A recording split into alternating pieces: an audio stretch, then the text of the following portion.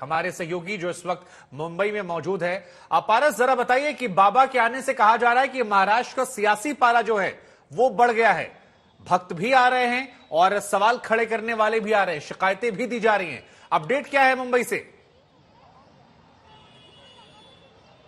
जी बिल्कुल शुभांकर, जिस तरीके से आपने कहा कि दोनों पक्षों के लोग जो हैं वो यहाँ हैं। एक तरफ एक पक्ष है जो इसका विरोध कर रहा है। लगातार कांग्रेस जो है महाराष्ट्र की, वो महाराष्ट्र में विरोध कर रही थी कि ये जो दरबार है धीरेन्द्र शास्त्री का, वो महाराष्ट्र में मुंबई में नहीं लगना चाहिए। ऐसे में जो विवाद था वो भी महाराष्ट्र से ही खड़ा हुआ था। जब नागपुर में पिछली बार धीरेन्द्र शास्त्री आए थे उसके बाद ही ये विवाद को तूल मिला और ये विवाद यहाँ तक पहुंचा है। ऐसे में लगातार ये मांग की जा रही थी। नाना जो महाराष्ट्र कांग्रेस के अध्यक्ष हैं उनको कहा जा रहा था, उन्होंने चिट्ठी भी लिखी थी सीएम और डीसीएम को कि ये दरबार जो है वो यहाँ पे ना लगना चाहिए, क्योंकि इससे जो है बहुत सारी चीजें हो सकती हैं। जो राज्य है उसका माहौल खराब हो सकता है, क्योंकि जिस तरीके का भाषा का प्रयोग दरबार में किया जाता है, हिंदुत्व की बातें तो की जाती है मगर बाकी और सारी चीजें भी की जाती हैं। तो ये चिट्ठी के बाद जो है अब थोड़ी ही देर में पहला दिन का दरबार जो है वो शुरू होने जा रहा है। गेट के बाहर हम खड़े हैं, लोगों की कतारें हैं लंबी लंबी, और जो लोग हैं वो मुंबई के अलग अलग जगहों से आ रहे हैं। मुंबई नहीं, महाराष्ट्र के अलग अलग जगहों से यहाँ पहुंचे हैं। कुछ लोग तो ऐसे थे, जब हमने बात की उनसे तो वो लोग कल रात को यहाँ पहुंच गए थे और महाराष्ट्र के अलग अलग इलाकों से आए थे, जहां पे तकरीबन 6-7 घंटे लगते हैं मुंबई पहुंचने में। तो ऐसे में एक तरफ विरोधी हैं और एक तरफ उनके प्रशंसक हैं जो यहाँ पहुंचे हैं। कुछ ही देर में जो है दरबार शुरू होगा और लोग जो है अंदर जाने की कोशिश अभी भी कर रहे हैं। अच्छा पारस, मैं अपने मेहमानों के पास जाऊं उससे पहले एक आखिरी सवाल आपसे ले लेता हूं मैं। क्या कोई इंस्ट्रक्शन दिया गया है समिति को कि कोई कंट्रोवर्शियल चीज यहां पर ना हो? क्योंकि ऐसी कुछ खबरें आई थी, उसके बाद मेहमानों के पास जाऊंगा मैं।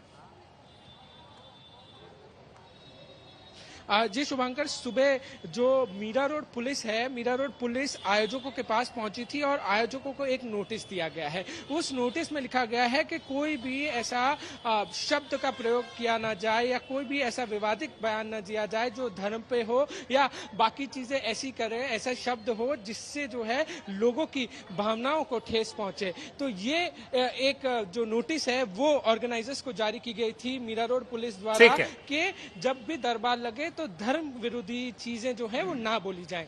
नहीं, हालांकि धर्म विरोधी चीजें क्या हैं उसकी डेफिनेशन अलग अलग, क्योंकि बाबा तो खुलकर कहते हैं हम छाती ठोक कर बोल रहे हैं, और वो नहीं बोलेंगे तो फिर सवाल होंगे, बोलेंगे तो फिर इस नोटिस का महत्व क्या रहा, ये सवाल होगा। लेकिन आनंद दुबे जी, शुरुआत में आपसे करूंगा। मुस्कुराहट आपके चेहरे पर भले नजर आ रही है, लेकिन बड़े पशुपेश में डाल दिया गया आपको। आपके साथी जो है वो विरोध कर रहे हैं। लोग कह रहे हैं शिवसेना बड़ी बीच मझधार में फंस गई है जब से गई एनसीपी के पास। जो दिल में है वो कह नहीं पाते, जो मन में है उसे छिपा नहीं पाते। शुभंकर जी नमस्कार। बिल्कुल ऐसी बात नहीं है। कांग्रेस और शिवसेना दोनों अलग अलग पार्टियां हैं, दोनों की विचारधाराएं अलग अलग हैं। कांग्रेस क्या कहती है ये उनके प्रवक्ता बताएंगे, लेकिन हमारी शिवसेना क्या कहती है मैं आपसे बताता हूँ। देखिए, हमारी पार्टी में बड़े प्रेम से कहा जाता है, गर्व से कहो हम हिंदू हैं। हमारे नेता हिंदू हृदय सम्राट बाला साहब ठाकरे जी ने हमेशा हिंदुत्व का झंडा प्रखर किया, बुलंद किया, उसी को हम भी आगे बढ़ा रहे हैं।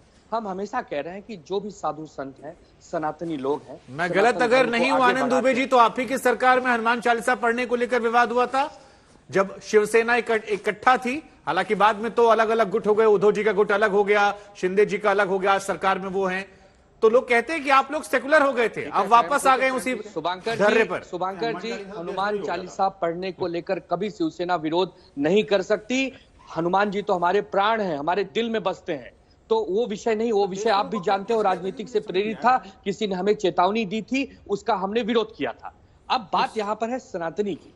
तो देखिए, हम सभी साधु संतों का सम्मान करते हैं। कोई राम कथा कहे, कोई भगवत पाठ करे, हमारे सनातन को आगे बढ़ाए, उसका प्रचार प्रसार करे, तो हम उनका स्वागत करेंगे। हम विरोध कैसे कर सकते हैं? मैं बड़ा हैरान हूं कि शिवसेना पर अगर कोई आरोप लगाए कि आप सनातनियों का विरोध कर रहे हैं। अच्छा ठीक है, चलिए इस मामले पर एक सीधा सवाल। शिवसेना उद्धव ठाकरे की पार्टी जो है वो सेकुलर पार्टी है या बाला साहेब ठाकरे की सोच वाली कट्टर हिंदूवादी पार्टी? आप कमाल करते हैं शुभंकर जी, ये कैसा सवाल हुआ? कोई आप ही कह रहे थे अभी हम लोग कट्टर हिंदूवादी सोच के लोग हैं।